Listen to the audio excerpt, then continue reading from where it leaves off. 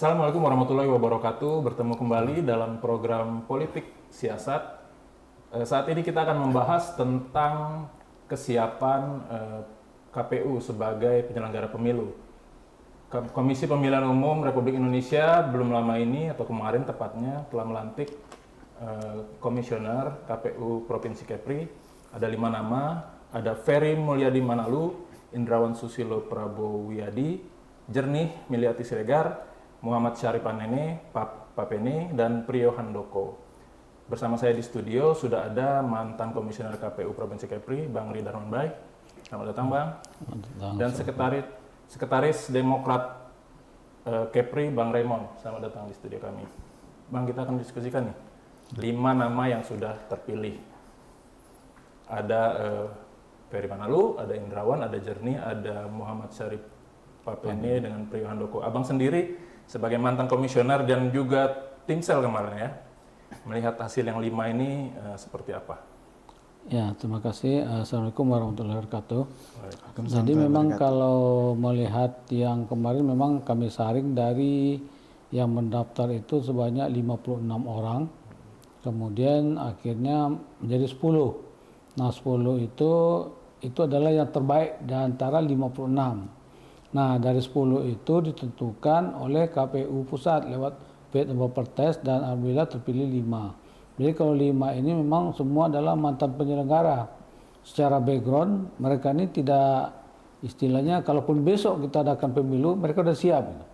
Karena mereka tidak perlu belajar lagi, tidak perlu harus baca-baca peraturan lagi, dan memang sudah ini semua. Apalagi di situ ada incumbent. Jadi saya pikir mestinya di Kepri penyelenggaraan pemilu itu tidak ada masalah lagi. Oke Bang, dari 5 nama ini, sebelumnya kan 10. Abang melihat dari 5 nama ini ada yang mengejutkan Abang nggak? Enggak, kayaknya nggak ada. Memang 5 ini yang sudah paling diprediksi proper ya? Ya. Oke, dari sisi kepartaian sendiri, partai melihatnya seperti apa nih 5 wajah-wajah penyelenggara ini? Satu, Mas Priyo Handoko yang incumbent ya, sisanya wajah baru walaupun mereka juga bagian dari penyelenggara. Bagaimana partai melihatnya? Ya kalau kita melihat 5 nama ini seperti tadi Bang Rindarman sampaikan, nampaknya tidak terlalu surprise ya kita melihat, karena memang kalau yang sebelum-sebelumnya itu pasti ada orang baru yang di luar penyelenggara, baik itu ya pengawas atau penyelenggara KPU. Kalau sekarang ini semuanya nampaknya pengalaman. Untuk dalam hal mungkin bedanya ada yang memang dulu di KPU atau kemarin juga di KPU, ada yang pengawasnya di Bawaslu. Ya. Tapi secara bagaimana cara tahapan segala macam, saya yakin mereka sangat paham sekali ya. Jadi kita pun dari partai politik sebenarnya juga sangat yakin sih teman-teman ini bisa menyelenggarakan sisa tahapan ini dengan baik ya. Walaupun memang ada beberapa catatan-catatan dari kami yang memang harus juga harapan sebenarnya yang memang jangan sampai pergantian di tengah tahapan ini akan juga menjadi masalah ke depannya. Ya mungkin gitu aja sih. Cuman kalau misalnya melihat 5 orang ini kita optimis sih. Penyelenggara semoga bisa baiklah ke depannya seperti itu. Oke, kita tarik dulu satu persatu nih. Ada Ferry Manalu, orang lama, wajah lama. Beliau KPU Kepri tahun 2011 sampai 2015 ya. Anda melihat kemunculan Ferry Manalu ini dalam komposisi komisioner KPU seperti apa? Apa itu hal wajar saja atau ada pandangan lain dari Bang Darman? Ya, kalau saya lihat dari hasil seleksi dia cukup mumpuni. Artinya tidak ada yang dia itu kalah dari yang lain. Dia termasuk 10 besar, sehingga dia masuk 20, kemudian dia masuk 10. Dan saat wawancara pun itu terlihat bahwa dia menguasai tidak, cumanya dia kurang menguasai itu mungkin masalah teknis pelaksanaan KPU-nya.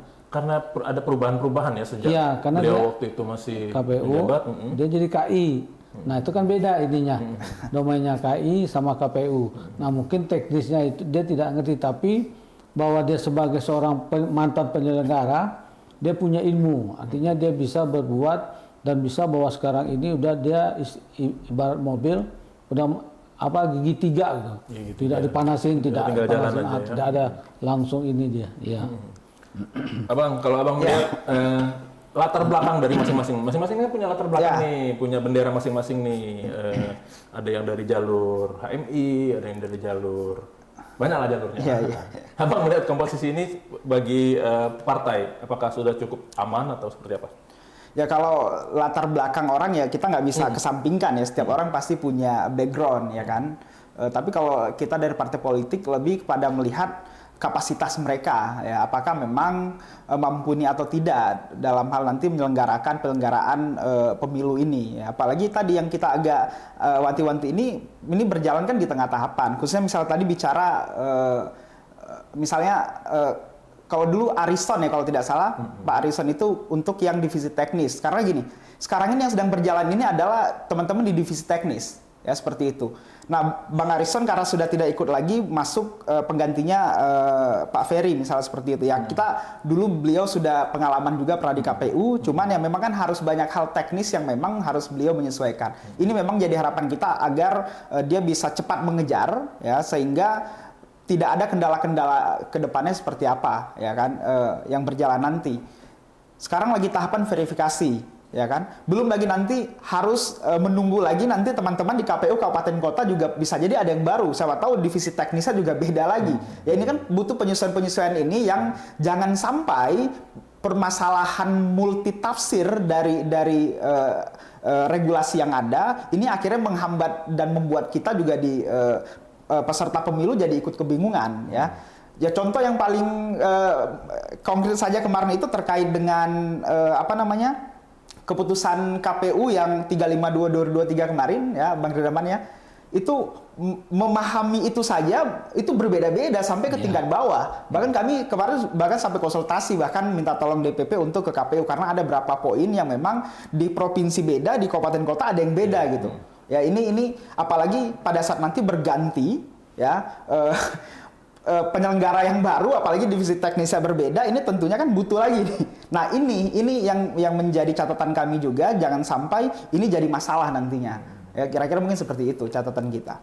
Oke, kelihatannya KPU Provinsi Kepri juga bergerak cepat ini ya. Mereka langsung menyelenggarakan rapat pleno untuk menentukan susunan dan pembagian divisi-divisi.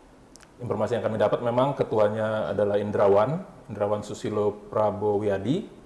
Divisi teknisnya diserahkan kepada Ferry Manalu, divisi hukum kepada Syahri Papene, divisi data dan informasi lagi-lagi nih dipegang Mas Priyo Handoko ya, terus juga divisi SDM dan Sosdikleh itu Ibu Jernih. Nah dari masing-masing pembagian divisi dan kita bicara ketuanya dulu dah, Bagaimana Anda melihat kapasitas Indrawan sebagai ketua KPU Provinsi Kepri? Iya, jadi kalau memang ketua sebetulnya karena Indrawan ini di Bawaslu itu ada istilah pimpinan. Artinya mereka itu jadi pemimpin dari organisasi mereka. Nah, sama juga dari KPU. Itu cuman beberapa tugas yang dihandle oleh para ketua, Nah, yang lain ini itulah sesuai dengan spesifikasi dia, bahwa terus terang kalau misalnya betul Pak Ferry yang jadi teknis, dia agak belajar lebih keras. Karena itu seperti kata Raymond tadi, ada beberapa peraturan yang harus dia kuasai. Saya pikir tadi mestinya Frio, karena dia sudah tahu. Yang kemarin kalau Ferry apa nih teknis, dia akan lihat dari semua. Harus butuh waktu lagi ya. Betul, dia akan pelajari cepat dia. Tapi walaupun begitu, mereka ini tidak dilepas gitu saja setelah dilantik langsung BIMTEK. Nah, BIMTEK semua harus tahu, semua komisioner. Jadi tidak ada. Nah, tinggal di daerah itulah pengerucutan. Bahwa saya cuma teknis. Nah, dia kan itu yang dia kuasai. Yang data itu di data. Tapi memang ya itu tadi yang namanya Pak Ferry, saya pikir dia akan belajar cepat dan ya selama 3 hari ya tidurnya nggak lambat sih memang. Iya, itu tadi justru kekhawatiran Bang Redarman mengingat beliau ini justru yang paling lama sudah tidak bersentuhan lagi dengan pemilu kan. Terakhir berarti 2015 regulasi sudah banyak berubah. Betul. Dan kebagian tugas teknis lagi betul. Yang bisa memicu banyak perselisihan ya dengan partai maupun Iya sama penyelenggara. mestinya Prio. Tapi kata Raymond tadi banyak itu yang multi tafsir. Oke. Nah, Prio yang di situ aja mungkin dia bingung. Tambah Ferry. Nah, udah bertumpuk Oke, ya. tapi kemunculan Indrawan sendiri sebagai ketua nih, beliau dipercaya oleh rekan-rekannya untuk memimpin KPU Kepri. Sementara beliau sendiri kan bukan incumbent, di situ ada Priyo Handoko yang justru incumbent, malah ya jobnya relatif, ya saya nggak bilang data dan informasi itu lebih mudah ketimbang yang lain ya, tapi kayaknya kok tidak dimaksimalkan pengalaman beliau menyelenggarakan pemilu sebelumnya. Kemunculan Indrawan sebagai ketua ini. Ya, dia memang kalau di KPU biasanya mekanisme pemilihan itu adalah musyawarah mufakat. Dia musyawarah mufakat berlima. Nah, seandainya musyawarah mufakat tidak ada, maka voting. Maka itu pasti 3-2. Nah, 3 yang milih, yang 2 lagi adalah yang lain. Setelah itu divisi pun seperti itu juga. Sistemnya musyawarah mufakat, kalau tidak ada main cabut. Nah, jadi saya nggak tahu ini. Kita kan nggak tahu berlima apakah dia musyawarah mufakat, tapi kalau nengok seperti ini kayaknya tidak. Jangan main cabut dia. Waduh, aku dapat teknis. Nah, ya kan? Nah, jadi seperti itu. Nah, ya. Abang lihat komposisinya seperti apa? Kalau saya lihat pembagiannya ya itu relatif ya sebenarnya kalau pembagiannya. Karena ya kita nggak tahu bagaimana musyawarahnya, apakah tadi betul-betul cabut undi ya. Cuman kalau tadi disinggung terkait dengan Pak Priyo yang kembali di informasi dan data, kalau misal tadi bilang mungkin ini mudah, sebenarnya saya pikir tidak juga ya. Informasi data ini sangat sensitif sebenarnya. Ya karena setiap penyelenggara ini selalu berubah ya, bahkan paling panjang kerjanya yang lainnya belum, informasi data itu sudah jalan dulu ini. Ya kan, bahkan sekarang sudah DPSHP kalau saya tidak salah. Mau DPSHP ke DPT lagi nanti ya. Banyak sekali. Undi yang Priyo ini yang tidak. Ah, itu saya bisa jadi jangan-jangan. Karena data dan informasi tetap Priyo yang lain. Karena udah nguasain mungkin ya. Mungkin gitu karena memang ini juga informasi data ini penting, sangat penting juga. Ya, seperti itu. Jadi memang tadi kalau yang kita soroti teknis yang saya sampaikan di awal, karena memang ini yang sedang betul-betul berjalan. Kalau informasi data memang dia jalan terus memang sampai nanti di DPT nanti kan. Cuman kalau yang teknisnya memang dia berjalan, apalagi nanti infonya kan yang KPU Kabupaten Kota 24 juga Bang ya, 24 bulan depan ya. Iya. Itu. Artinya kan itu juga batas akhir verifikasi. Ya kan, memulai lagi pengajuan revisi ya, usulan revisi dari peserta pemilu kan misalnya seperti itu. Nah, tentunya kan hal ini yang memang terus pasti juga di luar banyak yang menyoroti hal-hal yang seperti itu. Tapi kalau misal masalah komposisi saya yakin ya relatif ya. Bicara ketuanya juga Bang Indrawan, beliau sudah sangat pengalaman juga ya, apalagi di Bawaslu juga kita tahu ya. Oke, semua kelima-limanya saya yakin oke, walaupun ya tadi Bang Ferry disinggung sudah lama ya, tapi secara kapasitas ya kita juga bisa nilai lah seperti itu. Oke, kalau untuk ketua sendiri ada kriteria khusus nggak? Abang pengalaman di komisioner KPU Provinsi Kepri sebelum-sebelumnya ada misalnya ya minimal pernah jadi incumbent, terus juga pengalaman sekian tahun di level provinsi mungkin walaupun itu Bawaslu dan segala macam, atau sebagai KPU tingkat kota selama berapa tahun, ada kriteria khusus atau memang ya biasanya sih memang itu dasarnya bahwa orang yang lama lebih paham. Jadi itu yang pertama, lebih paham orang. Transisinya juga lebih lebih enak gitu. Karena ada keberlanjutan. Yang kedua karena kita orang timur, tepos Leo. Orang lama udah kasih aja lah. Nah itu biasanya. Tapi karena di musyawarah mufakat dan mereka ini adalah aku juga penyelenggara bukan awak aja. Nah kemungkinan seperti itu gitu. Tapi abang melihat ini relatif aman lah ya. Aman ya, karena beliau-beliau ini juga semuanya penyelenggara. Ya. Bahkan di sini ada juga mantan ketua Bawaslu juga ya, Muhammad Syari Papeni ya. Soal keterwakilan nih dari 5 komisioner ini. Ini nggak ada yang latar belakangnya pernah penyelenggara di Kabupaten Karimun. Iya. Ini. Maksud saya kan dari sisi jumlah pemilih, DPT segala macam kan Batam nomor 1, nomor 2 itu kan Karimun. Ya. Pasti ada persoalan yang kompleks di sana, pasti juga banyak pengaruh-pengaruh. Nah, kenapa dalam beberapa penyelenggaraan panitia penyelenggara ini nggak ada tuh komponen dari Karimun? Abang secara umum melihatnya faktor apa itu? Sebetulnya sih masalah SDM aja itu. Jadi artinya yang orang pintar, orang hebat Karimun, mestinya kan dia mendaftarkan diri. Nah yang ada itu memang ada beberapa dari Karimun, tapi dia kan bersaing. Kalau bersaing itu kita tidak nengokkan dia dari mananya. Kalau seandainya Anda bagus, Anda terpilih. Mau Anda dari Karimun, mau Anda dari Batam, silakan. Karena kalau kita masuk ke daerah susah. Daerah kita 7, kalau kita masukkan ternyata yang hebat-hebat itu ada di Tanjung Pinang, kita kan nggak bisa. Nah makanya siapa yang ikut silakan. Kemarin ada beberapa Karimun betul, Natuna ada, tapi ketika mereka kan ada tahapan seleksi nih, ada tes tertulis, nah, gitu ya 20 besar ini ternyata pas 10 besar, nah ini yang terpilih. Jadi nggak akan ada pertimbangan soal Nggak ada. wilayah. Misalnya lah, Batam tidak ada yang terwakili misalnya nilainya jelek segala macam. Itu pun nggak jadi pertimbangan tertentu ya. Enggak. Jadi walaupun dia penyelenggara di kota yang jauh lebih kecil atau kabupaten, itu bukan satu masalah. Enggak ada ya. Abang melihat bagaimana dari sisi partainya?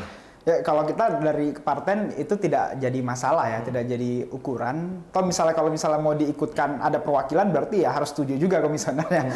Ya kan gitu. Tapi kan lebih kepada ya sudah panitia sudah inilah clear terkait dengan masalah itu ya kan, masalah komposisi, kemudian dilihat ya kapabilitas dan kapasitas mereka gitu kan seperti apa, dan ya ini orang-orang yang terpilih lah, yang terpilih yang dianggap yang terbaik dari yang mendaftar ya. Akhirnya sampailah ke 5 orang ini. Maka kalau misalnya melihat kenapa tidak ada keterwakilan dari misalnya salah satu daerah, itu nampaknya tidak menjadi kriteria juga nampaknya selama ini kan untuk panitia ya, seperti itu.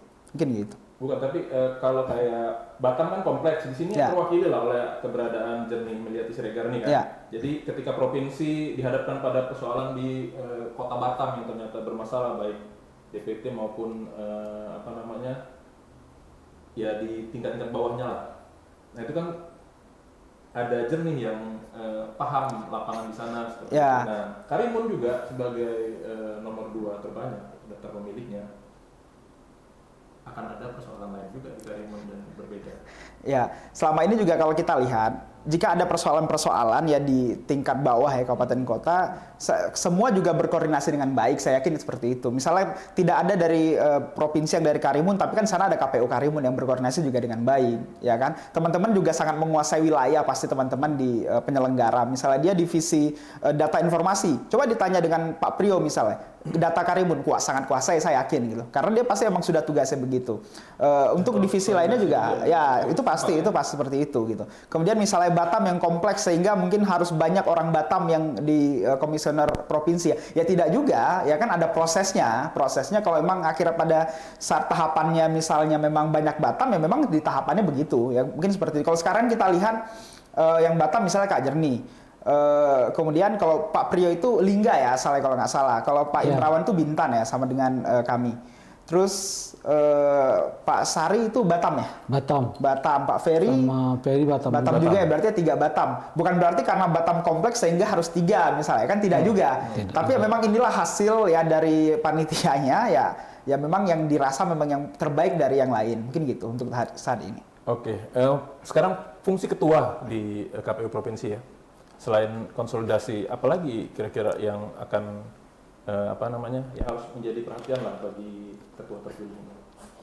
Ya, yang jadi perhatian dia, yang ketua terpilih itu adalah membuat bahwa organisasi ini memang bisa laju dan bisa maju, dan kemudian mengharapkan bisa menjadikan alat untuk menciptakan pemilu yang demokratis. Dan ini harus ditopang oleh kabupaten kota. Nah, kabupaten kota, kalau dulu kabupaten kota itu dipilih oleh provinsi, dia bisa seleksi. Kalau sekarang ini pusat yang milih, jadi akhirnya semuanya terpusat. Dia terima juga. Yang dipilih itu adalah misalnya kita bertiga, pusatnya milih misalnya Raymond, sudah kita terima aja lagi. Nah jadi seperti itu. Kalau bawa ketua sebetulnya cuma mengkoordinasikan KPU, baik yang namanya komisioner sebagai pelaksana maupun sekretariat. Gitu.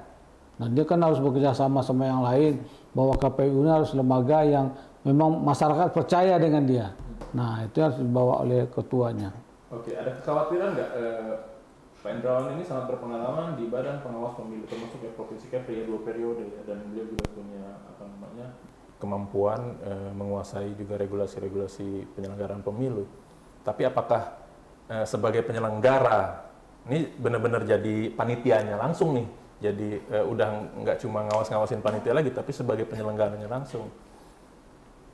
Kira-kira titik beratnya ada di mana yang harus dilakukan oleh ketua ini?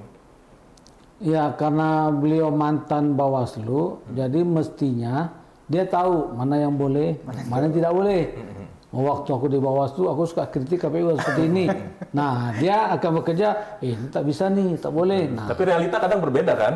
Kadang dari sudut berbeda. pandang Bawaslu, Betul. ternyata KPU nggak begitu. Nah, ada egosentrisnya. Ketika dia di Bawaslu, dia mengawasi, dia sih ngawasi. Ketika dia di KPU, adalah katanya. Tak perlu, jadi bagi-bagi peran aja. Tapi mestinya kalau secara logika, bahwa orang Bawaslu yang masuk kepada KPU, itu lebih bagus. Bawaslu masuk ke KPU itu lebih bagus? Lebih bagus, karena dia sudah tahu ada rambu-rambu yang tidak boleh dilanggar itu. Kalau sebaliknya justru kurang bagus, karena belum pernah jadi pengawas, atau seperti apa? Ya justru juga bagus sebetulnya. Itu tergantung orangnya. Tergantung orangnya. Kalau orangnya ingin berpikir positif, ingin bertindak baik, maka dia akan berlaku baik. Tapi kalau orangnya dasarnya memang tidak bagus, dimanapun ditaruh memang tak bakalan bagus. Dari sisi partai, di tahapan mana partai itu sangat berharap di titik yang paling krusial ya, wajah-wajah baru ini bisa menjadi penyelenggara yang baik gitu, karena kan kayak saat ini baru pendaftaran caleg ya, semuanya masih lancar, tapi walaupun silonnya ada bermasalah juga ya. Di tahapan apa yang menurut Anda perlu sangat dipototin nih oleh KPU yang baru? Kalau penyelenggara ya memang di setiap tahapan memang mereka ya harus fokus, karena pasti semua sudah mulai pendaftarannya berarti sudah gong sudah berbunyi keterkaitan teman-teman penyelenggara dengan kita peserta partai politik ya, sudah mulai gitu sampai akhirnya nanti proses sampai penghitungan ya suara sampai ke tingkat pleno di provinsi itu akan jalan terus ya, artinya selama itulah harus betul-betul berhubungan erat dengan peserta pemilu ya kan, seperti itu. Maka itu memang kita sangat harapkan dengan penyelenggara yang baru ini informasi dan koordinasi ya betul-betul bisa terjalin dengan sangat baik ya dengan peserta pemilu, dan selama ini saya lihat sangat baik ya, dari zaman juga Bang Rindarman ya, saya juga udah di Demokrat, sangat baik sampai sekarang baik ya, kita juga berharap kedepannya bisa terus baik ya, karena memang kita ketahui apalagi KPU provinsi itu memang tugasnya koordinasi. Kalau KPU pusat mereka terkait regulasi ya, mereka di sana clearkan itu, turun ke bawah ya KPU provinsi ini koordinasi gitu. Tugasnya koordinasi. Sedangkan yang di bawah ya mereka eksekutornya gitu, KPU kabupaten kota. Makanya koordinasi ini sangat penting ya. Sudah bicara koordinasi berarti komunikasinya harus baik ya. Harus baik, tetap dijaga selama ini koordinasi KPU provinsi dengan kami partai politik baik, kita berharap yang baru ini bisa semakin lebih baik lagi. Ya, kira-kira seperti itu. Oke, Bang Darman, terakhir mungkin saran dan masukan untuk komisioner KPU yang terpilih saat ini, melihat komposisi dan latar belakang mereka seperti apa? Ya, sarannya ya jaga kekompakan aja, dan ya kekompakan dan pertama, dan kemudian hilangkan ego masing-masing. Dia kadang merasa aku lebih baik pada yang lain. Nah, itu tidak boleh. Oke, Bang, ceritain sedikit lah. Bagaimana sih di dalam itu, kalau sebagai penyelenggara itu apa aja konflik-konflik yang biasanya mereka hadapi? Ya, betul. Memang di dalam itu memang yang agak berat itu memang divisi teknis. Karena dia harus menguasai yang berkaitan sama tahapan pemilu. Yang paling gampang itu misalnya keuangan. Ya kan, SDM. Karena dia tak ada berkaitan sama pemilu. Yang penting gajinya lancar, uangnya ada terus. Nah, betul.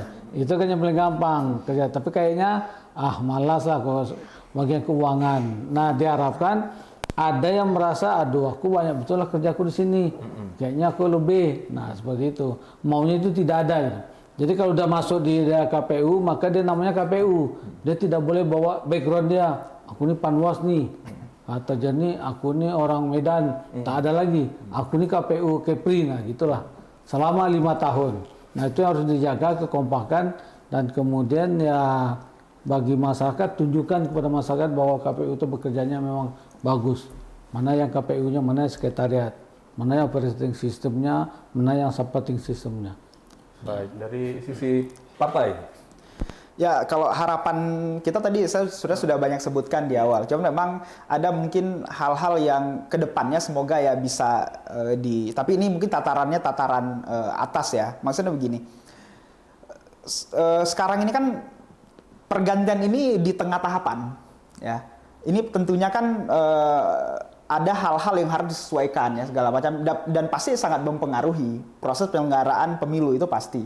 Ya, karena itu mungkin ya kedepannya bisa coba di review kembali lah. Artinya begini, kenapa tidak pada saat selesai semua pemilu ya di saat itulah mungkin berganti ya, sehingga mungkin tidak ada, memang ada plus minus ya, memang ada plus minusnya. Cuman kalau kita melihat ya ini mungkin kenapa tidak seperti itu ya kan, walaupun memang ya alasannya karena memang masa waktunya memang sampai di situ gitu kan SK, sehingga harus mengikuti, kalau tidak nanti kekosongan ya kan. Ada legal standing apa yang bisa memperpanjang lagi. Cuman ya mungkin ini bisa jadi bahan pertimbangan ya, tentunya juga nanti dengan teman-teman di Komisi 2 ya di DPR RI ini bisa jadi pertimbangan karena banyak hal loh harus disesuaikan gitu.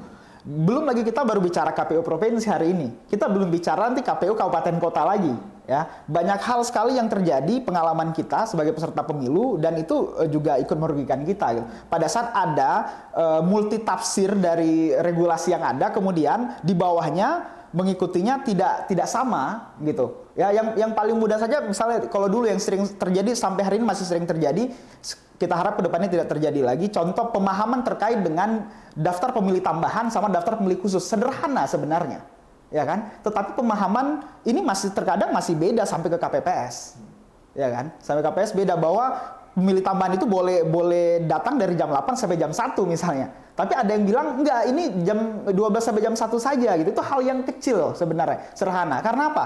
Begitu dia turun sampai ke bawah bisa jadi beda-beda, apalagi orang-orang yang sudah kuasai kemudian tiba-tiba berganti, orang baru mempelajari lagi, menurunkan lagi sampai ke bawah.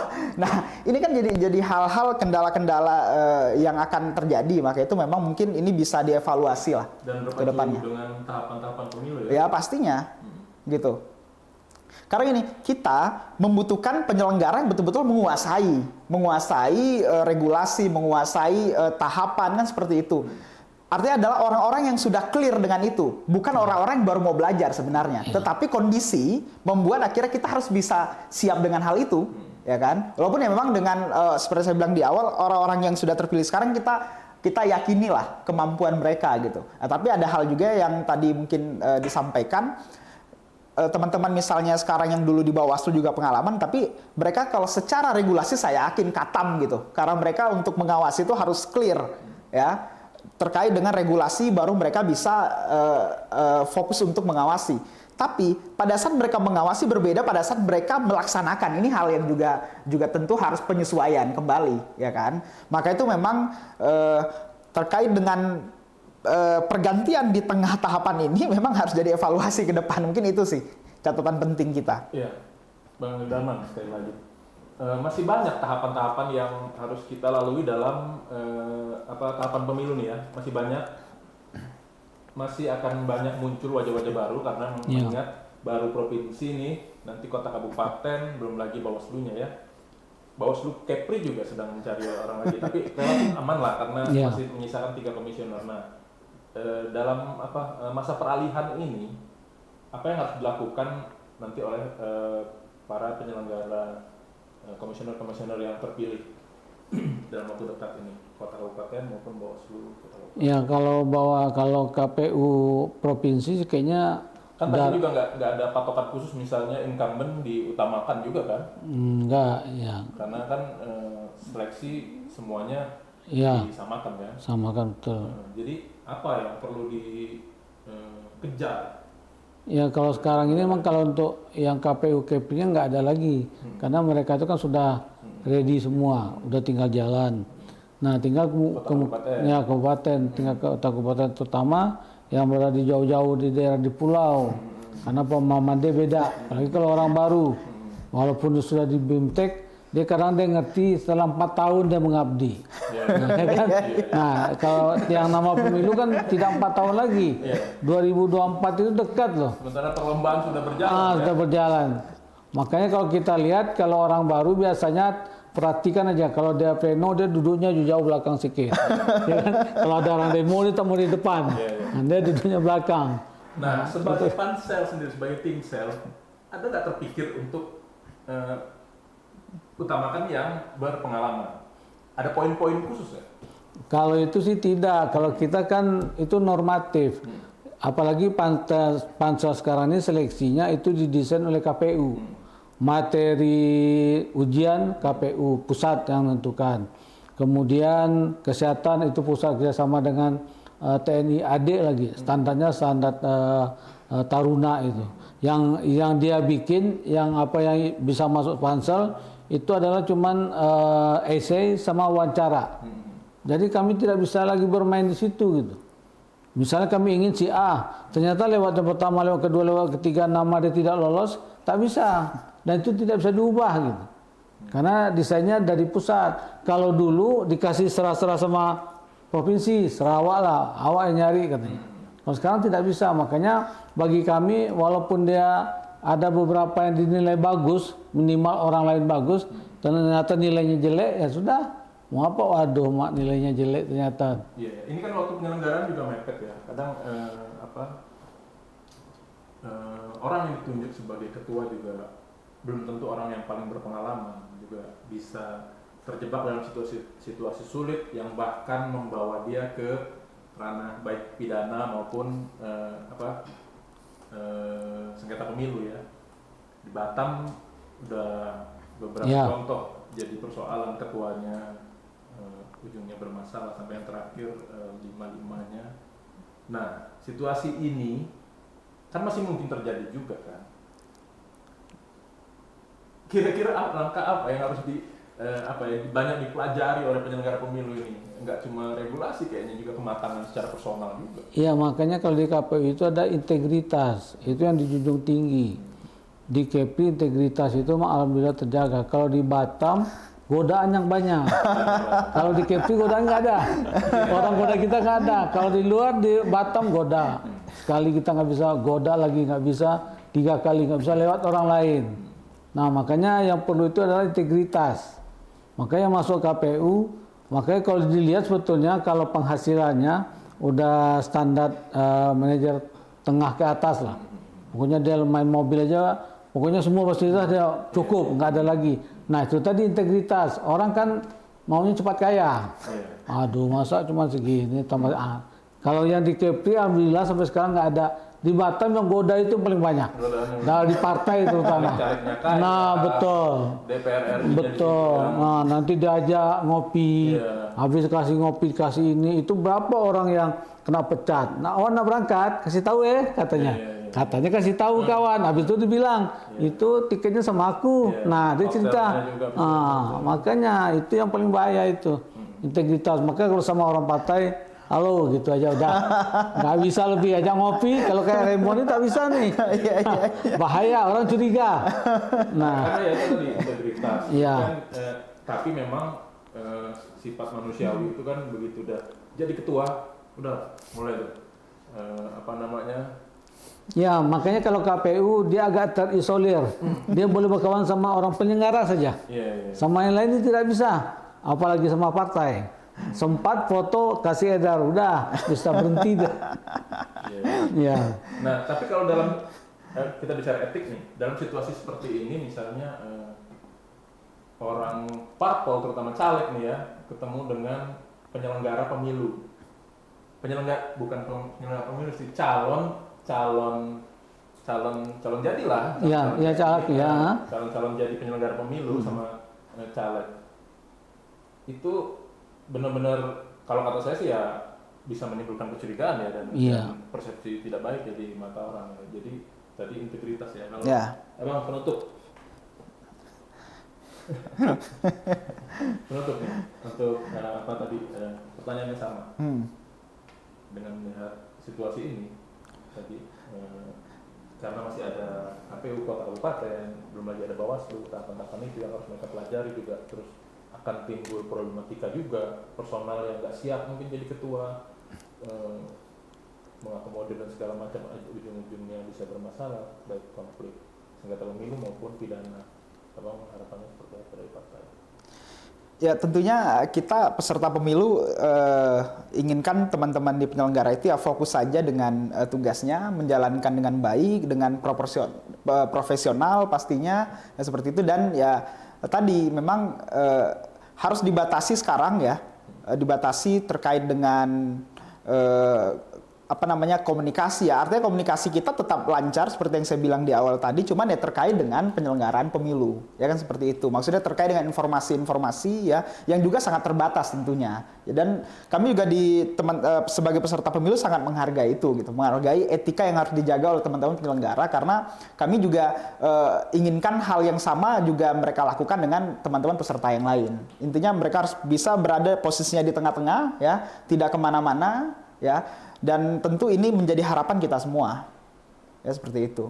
Memang ada yang sulit pada saat misalnya ada kegiatan-kegiatan yang di luar daripada kepartaian, kemudian kita berada di satu frame yang sama. Ini memang terkadang agak sulit juga ya, seperti itu ya. Cuman tetap walaupun bagaimanapun kita tetap menjaga itu, artinya menghindari hal-hal yang bisa menimbulkan suuzonnya orang lah ya, kira-kira seperti itu. Artinya dari kita peserta pemilu dan juga teman-teman penyelenggara apalagi ya, harus betul bisa menjaga etika itu. Karena ini kan bicara juga etika ya. Kalau misalnya di regulasi saya juga tidak tahu apakah memang ada langsung khusus PKPU yang mengatur tentang etika misalnya itu gitu ya. Maksudnya secara eksplisit ya, saya tidak tahu ya apakah ada atau tidak. Tapi untuk menjaga semuanya agar tetap kondusif ya, semua tetap nyaman ya, tentu permasalahan etika ini sangat penting ya. Karena bicara etika balik lagi nanti kepada bisa mempengaruhi integritas orang jadinya. Ya kira-kira mungkin seperti itu. Mungkin perlu bersikap netral dan ini ya, Iya. tidak berafiliasi dengan partai manapun itu. Wah itu, karena memang itu salah satu syarat dia. Dia tidak boleh partisan, bahkan batas 5 tahun ya, kalau belum berubah 5 tahun ya. Jadi itu syarat penting ya. Tapi Demokrat baca nggak? Ya. Oke lah tidak berafiliasi langsung ke partai peserta pemilu. Ya. Tapi jalur-jalur di belakangnya ini kan, Demokrat akan membaca sejauh itu, atau oke lah sudah terpilih, kami berharap mereka profesional saja, yang penting tidak dengan ini. Ya memang satu hal yang agak ambigu ya, akan ambigu pada saat teman-teman penyelenggara yang diharapkan betul-betul bisa independen, yang menjaga independensinya, tetapi pemilihannya nanti ujung-ujung kan juga ke pusat ya. Artinya misalnya mitra dari ya KPU di DPR RI kan Komisi 2 misalnya, isinya ya dari partai politik misalnya. Memang itu agak ambigu ya, tapi ya kita tetap harus berpositif thinking saja ya. Apakah bagian dari perjuangan teman-teman ini seperti apa ya, kita positive thinking saja. Yang terpenting pada saat sudah jadi, mau jadinya nanti kemarin seperti apa, sekarang sudah jadi, kita sangat tuntut profesionalitas mereka ya, tetap berada di tengah-tengah, penyelenggara pemilu dengan baik dan benar, sehingga semuanya bisa aman, lancar. Itu menjadi harapan kami sebagai peserta pemilu. Informasi dari mereka kepada kami turun semuanya sama. Mau partai besar, partai baru, ya semuanya sama. Ini memang menjadi harapan kita tentunya. Baik, demikian diskusi politik kali ini. Kita bersama saya Deden Rosanda, kita akan bertemu kembali dalam siasat edisi selanjutnya. Assalamualaikum warahmatullahi wabarakatuh. Waalaikumsalam warahmatullahi wabarakatuh.